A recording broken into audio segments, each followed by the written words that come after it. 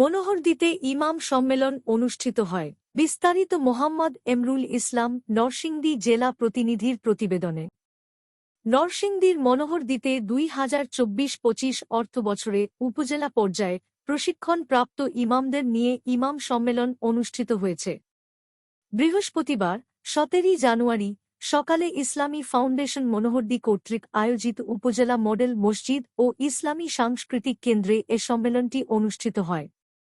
উক্ত সম্মেলনে প্রধান অতিথি হিসেবে ইমামদের উদ্দেশ্যে দিকনির্দেশনামূলক বক্তব্য প্রদান করেন উপজেলা নির্বাহী অফিসার এম.এ. মুহাইমিন আল জিহান।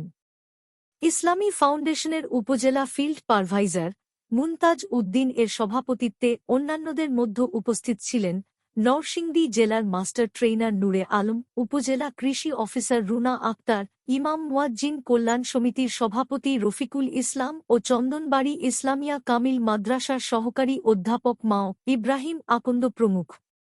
অত্র অনুষ্ঠানে আসা মসজিদের খতিব ও ইমামগণের উদ্দেশ্যে অতিথিবৃন্দ বলেন, ইমাম ও মুয়াজ্জিনগণ 4-5 দিনের প্রশিক্ষণে ইসলামিক ফাউন্ডেশন আর্থসামাজিক উন্নয়নে মসজিদের ইমাম, মুয়াজ্জিন, মুশিক শিক্ষক এবং বেকার নারী ও পুরুষদেরকে বিভিন্ন বিষয়ে প্রশিক্ষণ দিয়ে থাকে। ইমাম প্রশিক্ষণ একাডেমিতে ইমাম ও মুয়াজ্জিনদেরকে 7টি বিষয়ে প্রশিক্ষণ দেওয়া হয়ে থাকে।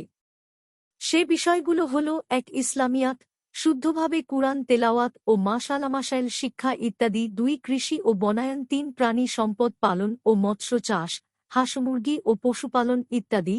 4. পরিবেশ ও সামাজিক উন্নয়ন। 5. প্রাথমিক স্বাস্থ্য পরিচর্যা ও পরিবার কল্যাণ, প্রাথমিক চিকিৎসা ইত্যাদি। 6. বাংলাদেশ ও বিশ্ব পরিচয়। 7. বিজ্ঞান, তথ্য ও প্রযুক্তি ইত্যাদি। এছাড়াও বিভিন্ন খামার তৈরির মাধ্যমে ইমামরা স্বাবলম্বী হবে বলে অতিথিবৃন্দ আশাবাদ ব্যক্ত করেন। আমি আজকে আপনাদের এখানে যে অনুষ্ঠানটাতে আসলাম, আসার পরে এখানে আমাদের যে একজন প্রশিক্ষণপ্রাপ্ত ইমাম, উনি ওনার যে বক্তব্যগুলো দিলেন, আমি শুনেছি। এর আগেও আমি তো আরেকটি উপজেলাতে ছিলাম, সেখানেও আমি কিছুটা আমার একটা আইডিয়া ছিল যে কি কি প্রশিক্ষণ দেওয়া হয় 45 দিনে।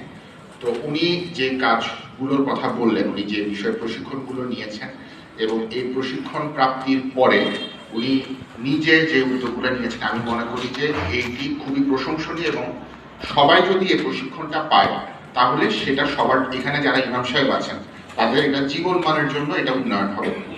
আসলে আমাদের যারা ইমাম থাকেন, তারপর হচ্ছে মুয়াজ্জিন থাকেন, আর যারা ইসলামের বিভিন্ন এই কাজগুলোর সাথে যারা জড়িত থাকেন, আর্থিকভাবে কিন্তু তারা সেরকম ভাবে আসলে সচ্ছল থাকেন না।